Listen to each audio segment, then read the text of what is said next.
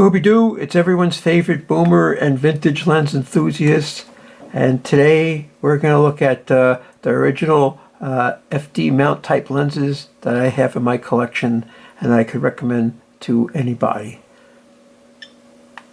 But first, we're going to see how many of these bad boys are radioactive. Nope.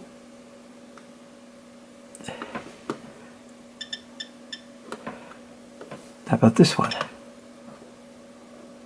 Nope. How about this one? Nope. How about this one?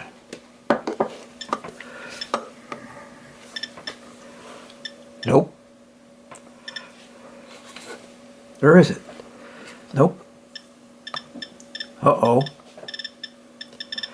This one's radioactive. I'm just going to pull it away for a minute.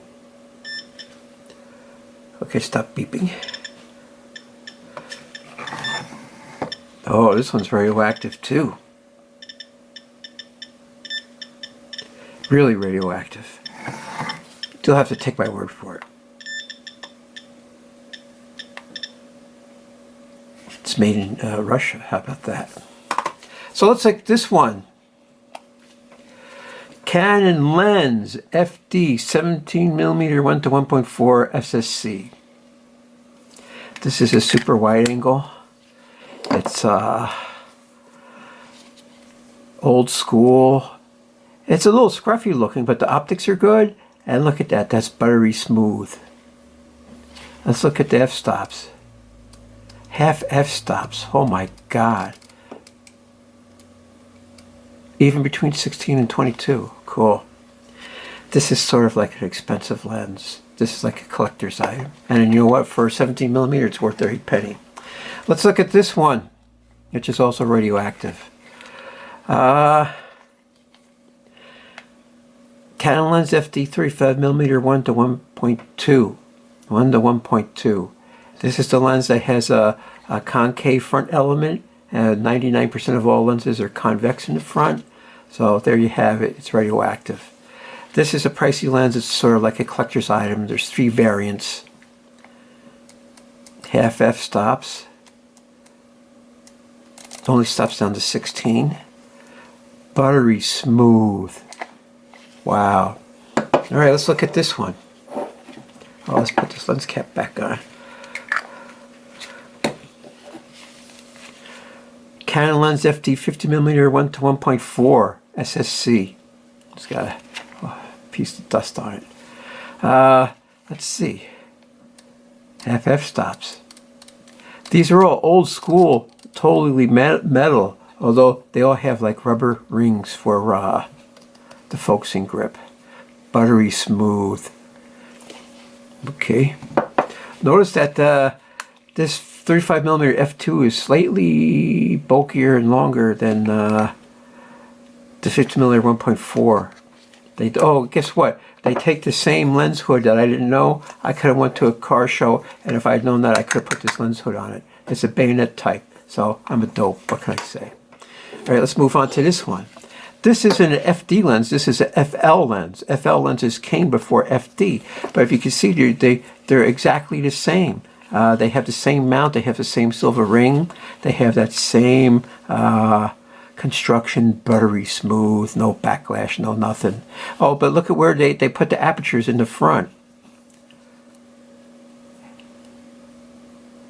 Oh, only full f-stops. Oh well. That's 1.4. So it goes to 1.2, 1.4 I would imagine, and then f2. Ancient. This is a really fine lens. It's undervalued and it's underappreciated. This is the, what is it? The 50 it says Canon lens FL 55mm 1:1.2. Fine lens. Well, if you do astronomy and forever exposure with this lens in the 50mm, 55mm class, you'll see the most stars at any exposure. Excellent lens. It's a little aberrated, but I think that's the light bouncing around all the elements.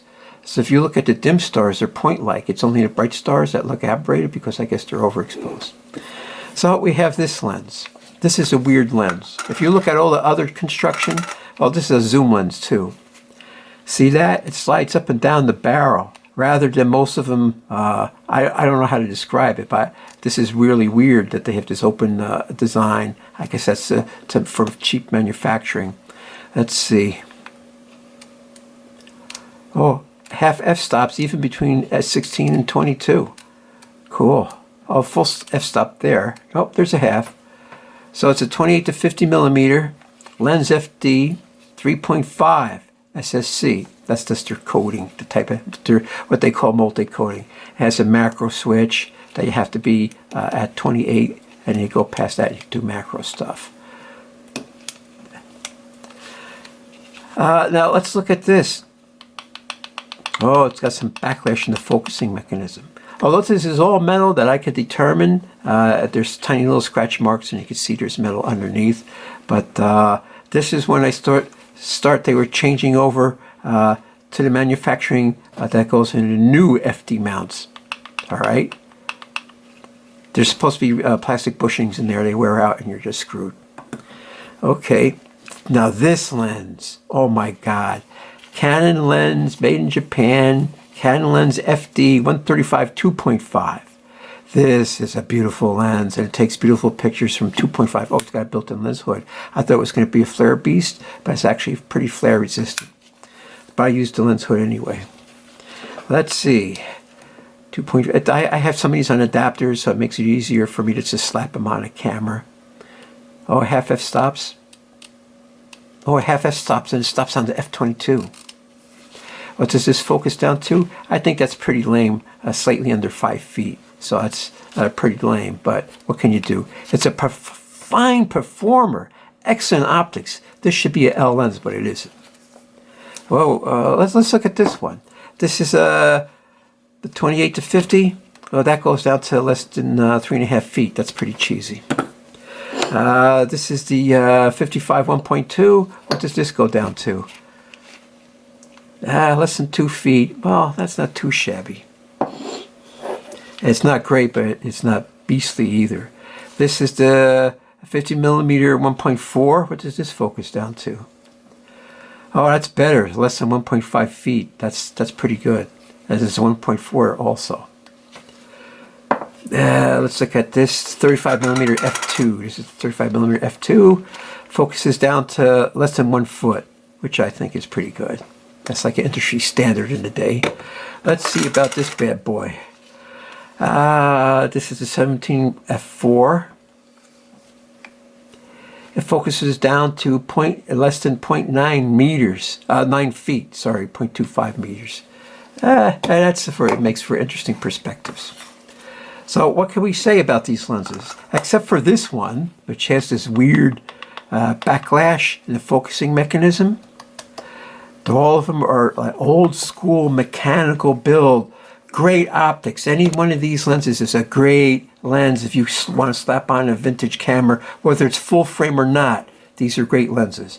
The 135 2.5, the 28 to 50 millimeter 3.5, the 55 millimeter FL 1.2, the 50 millimeter 1.4, the 35 millimeter f2,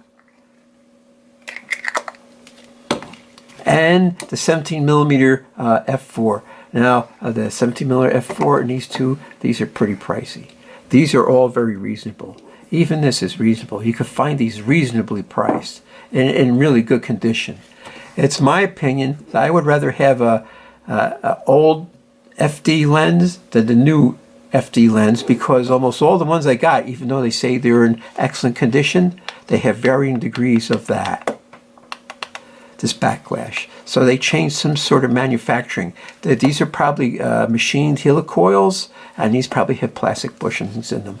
I would like to see a tech manual to see what it's all about, but the lens still works good. I have no troubles with it, but you know, Canon FD lenses, any one of these is great. Add it to your collection, or just be the one lens you have, and they're really nice. Of course, the prices are going up.